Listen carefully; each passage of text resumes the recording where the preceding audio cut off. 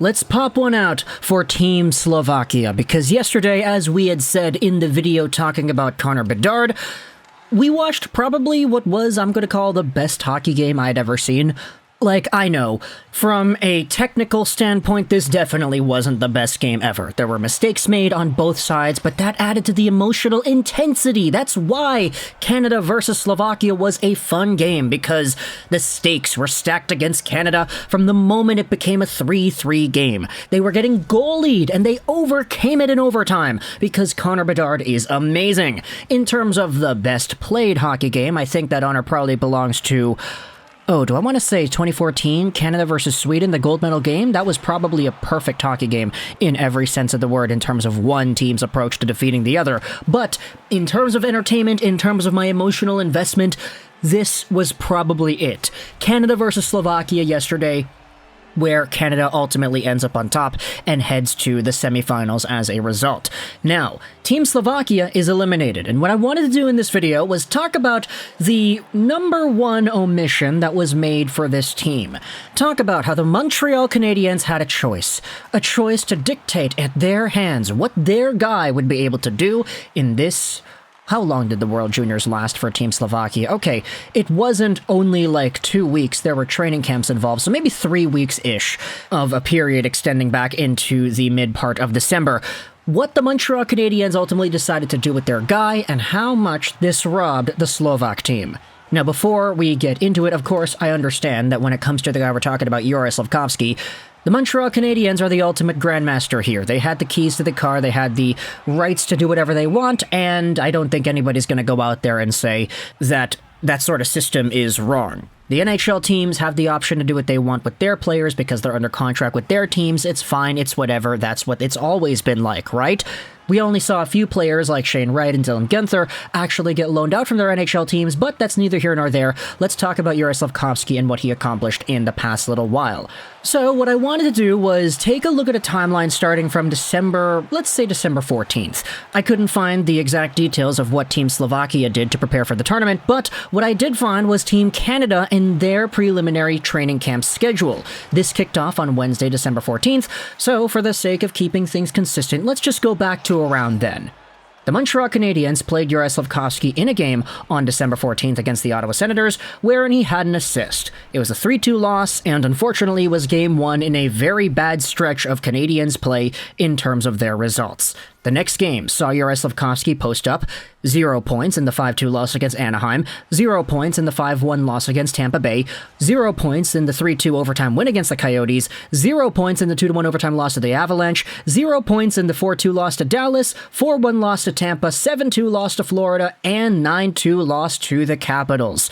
He played roughly 12-ish minutes of time on ice per game in each of these games, and he only had 1 point in total. So from the Sens game to the Ducks game, all the way to the last one here, Juraj Slafkovsky, in the time that it took for Team Canada, and I'm only using Canada as an example here because Slovakia's is not available, but from the start of Team Canada's training camp up until the time that Slovakia was eliminated from the tournament, Juraj Slafkovsky had 9 NHL games played and he had 1 assist. This is where hindsight comes in, because if you took a time machine back 2 weeks ago and you said, hey, Kent Hughes, Juraj Slafkovsky is only going to do this much at the NHL level in this period of time. Your team is going to stink. You're going to win 1 out of your next 8 games, and Juraj Slafkovsky is going to be a part of that, getting 12 minutes a night.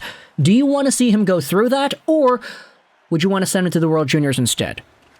I feel like with the very biased and very unfair advantage of hindsight, it probably would have been the right decision to send Slafkovsky over to the Worlds, but then again, I mean, all the stuff that we had said in the video before the World Juniors began still applies, that the Canadiens definitely would not want to see any sort of a Kirby Dach, and I guess we could even say now Colton Dach situation, happen with Slafkovsky had he gone to the World Juniors. If you need the refresher, Kirby Dach was taken out of the entire tournament and part of that season when he was the captain of Team Canada because he had suffered an injury in the pregame. His brother Colton Dach, Chicago Blackhawks prospect right now, got taken out of the tournament for a pretty similar reason just a few days ago. There obviously would have been some concerns there how the Canadiens would not have wanted things like that to happen, And then there were also the concerns about Slafkovsky really needing to mature and develop more NHL caliber habits. We'd already talked a few times about how he really needs to keep his head up a bit more, just make sure he's not putting himself in vulnerable positions to take body checks,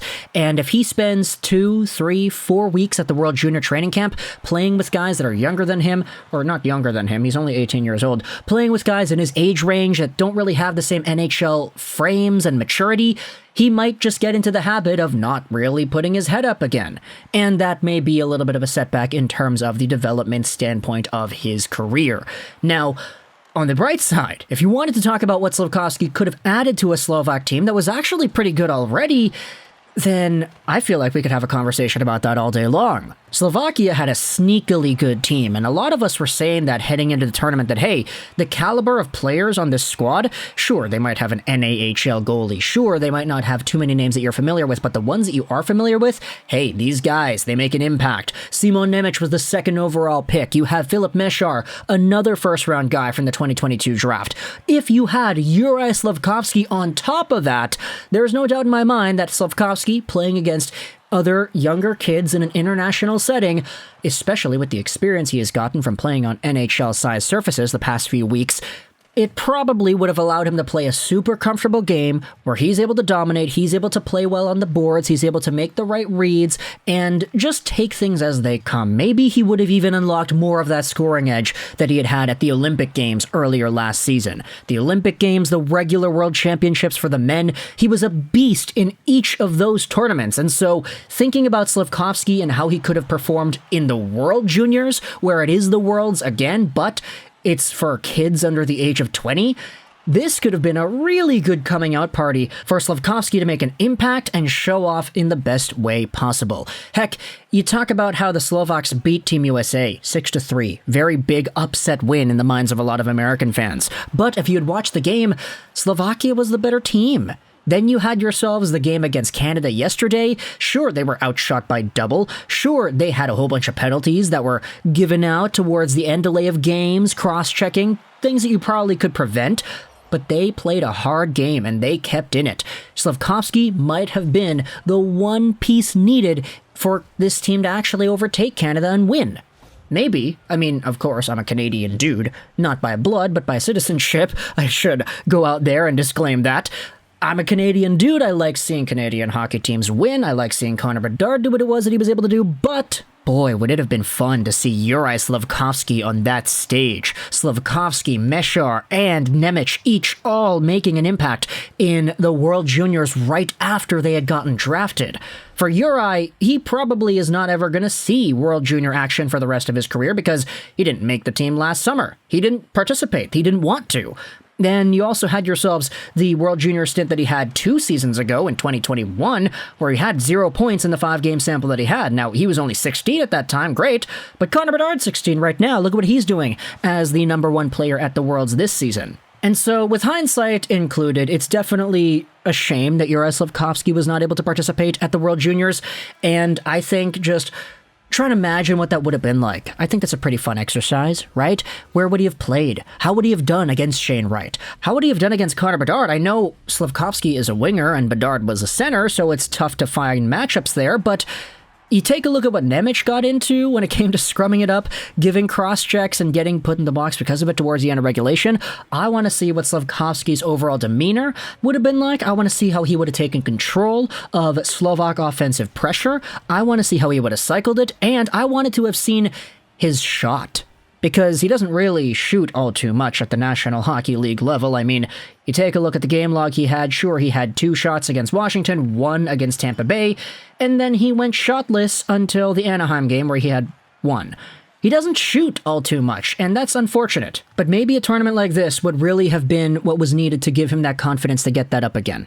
Who knows? Of course, all of the negative stuff comes into play as well. His bad habits lead to late nights ending alone, keeping his head down, looking at the puck. He bites his tongue like a bad habit. It definitely is possible, but of course we can't take a time machine and change things now, could we? But talk in the comments either way all your thoughts about that Canada-Slovakia game, as well as what Juraj Slafkovsky could have been able to do. How cool would it have been to have 3 of the top 4 picks in that quarterfinal game? Nemec, Slafkovsky, and Wright, and then the winner faces off against Cooley in the semis. That's cool, isn't it? Am I salty? Totally not. You can definitely tell I'm not salty about that at all, right? Ay, I kind of am, but it's whatever. Ton of the comments, your thoughts. I hope you enjoyed this Juraj Slafkovsky 99, and bye.